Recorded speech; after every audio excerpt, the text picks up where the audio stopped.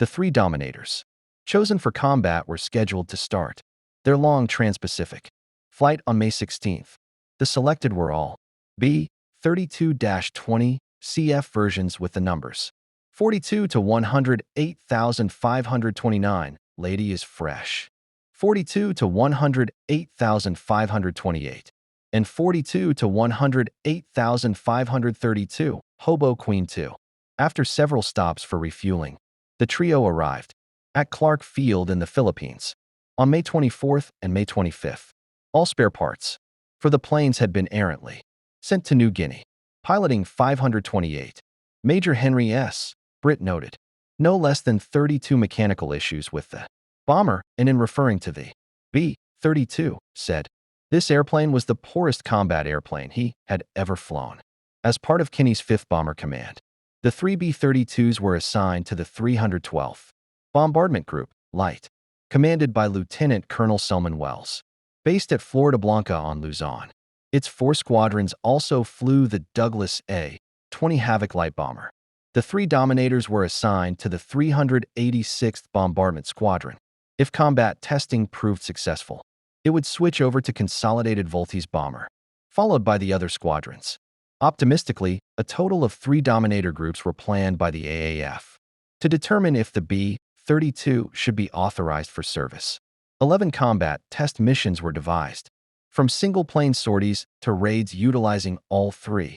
These varying missions used payloads differing in size and bomb types to assess its capabilities and weaknesses, operating primarily from Floridablanca. Target locations range from the Philippines to the island of Formosa, Taiwan. Taking off from Clark Field, the Consolidated Volti B-32 heavy bomber flew its first combat mission on May 29, 1945. The target was Japanese positions in the northern Luzon town of Antitet. 3 observers supplemented each aircraft's standard 10-man flight crew to document the mission. For its first offensive raid, each Dominator carried 9 1,000-pound demolition bombs to be dropped from 10,000 feet. Symbolic of the aircraft's career, Brit's 528 developed an issue with its turbo superchargers, forcing him to abort. Several photographs were taken of Hobo Queen 2 and Lady is Fresh departing Clark Field, arriving around noon over Antitet. No enemy interceptors or anti-aircraft fire greeted the Americans. Lady is Fresh became the first B-32 Dominator to drop bombs in battle.